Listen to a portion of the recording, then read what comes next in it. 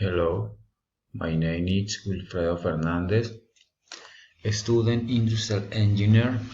I am 36 years old. I live in the city of Ibagué. I will narrate my travel plans.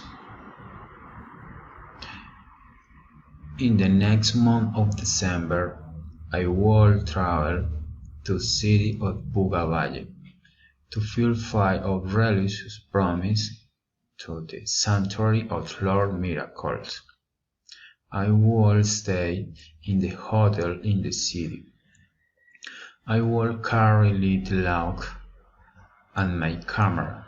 I will travel with my family, my wife and my 3 daughters.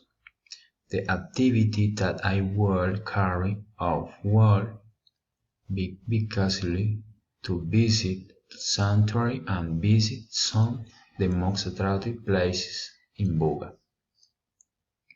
The money that I will allocate for this trip is approximately 1,500,000 pesos. This will be for full my car, tolls, login and food. I will also buy some religious articles to bring to my closest relatives. This is what my streak in the next few days. Thanks.